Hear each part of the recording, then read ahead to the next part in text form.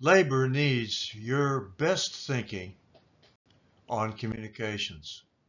Now, you can do a picket or something and get seen by a lot of people, and that's a good thing, but nothing is as good as getting seen on television, where you might reach millions of people with your message from labor. Letters to the editor are very good. A lot of people read them. And a really especially good thing about them is that the reporters, the news persons, read letters to the editor. So they are going to be influencing policy in their future work. And if they've read your letter, that's a very good thing. Unions can use commercial advertising. They can buy an ad. They can buy a billboard, for example, but they have to be careful. They cannot use it, for example, to campaign for a candidate to the public. Usually you don't see a lot of paid advertising from unions. It's pretty expensive. Dallas has the only pro-labor FM radio show in Texas, so that's a big advantage for Dallas. But any talk show is an opportunity for people to make their point to hundreds and maybe even thousands of radio listeners. There aren't very many union newspapers left, but Dallas still has one, the Union Craftsman, and they are nice enough to allow the Dallas AFL-CIO to have a front page column, and we take advantage of that. You can communicate for labor just by what you have on. A button that says union, or a button that says solidarity, or a big shirt that has a union message on it is very good. Here in Dallas, we've decided to try to get everybody to wear red on every Thursday. We need a national day for all unions and all people who support unions to wear red on a certain day. But so far we don't have that. In Dallas though, in the Dallas County, we ask everybody to wear red on Thursday, and I think it's working.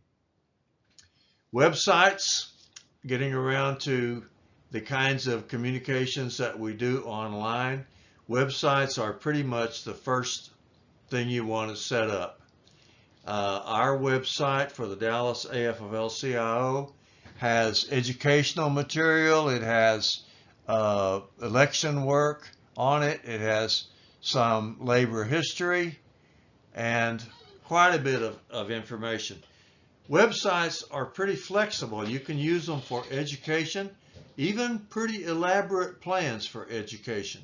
And the nice thing about them is that they're semi-permanent. They're going to stay there pretty much until you take them down. Unlike social media, which just kind of whips on by. Now, I know that some people, for moral reasons, don't like Facebook, but don't forget that there are almost 3 billion people on Facebook. So if you want to reach the people, you want to go to Facebook. One of the things I'm always trying to do is to get people to invite their friends to like the Facebook pages that I put out, like the one for the Texas Alliance for Retired Americans. If they click on the 3 dots, then they'll see invite friends, and then they can invite their own Facebook friends to like the union's Facebook page, and that's a good way to expand our outreach. Action Network is provided for free from National AFL-CIO. With Action Network, you can send thousands of emails without being marked as spam. Action Network has a bunch of other features. For example, you can run a petitioning drive or a letter writing drive. Any number of things can be done from Action Network. And for Central Labor Councils, it's free. Individuals can buy an account from Action Network. They can even get a free one. If they pay a little bit, they get a few more features. But that gives them the ability to send out to a larger number of people without getting marked as spam. Once you get marked as spam, you're pretty much dead. Even a simple one-line letter to your mother might very well go into her spam box once the internet starts marking you as spam. So it's great to use Action Network. It's a little hard to learn. They also have another good one called Action Builder, which is an organizing tool. We haven't used it yet in Dallas, even though we've tried. I think the Speakers Bureau is tremendously important, a great way to get out information. But even more than that, it's two-way. If you go out and give a speech to a school or a church or a civil rights organization or something, then you have a question and answer so that people can get back to you. And that makes Speakers Bureau very, very valuable. Also, I think it's motivational. And most of this other stuff isn't. Somebody reads an article, they might feel motivated. Somebody reads an email, they might feel motivated. But when you go out and talk to them, that's motivation. So I think the Speakers Bureau is very, very critical for the future of labor communication here in Dallas. Phone banking actually works. I know you probably don't like to do it. I don't like to do it either. And very few people that I know like to do it. People don't like to get the calls either for the most part. But it does work, and it's the basic way that we campaign for our candidates in labor, and it needs to be done. But nothing is effective as personal contact.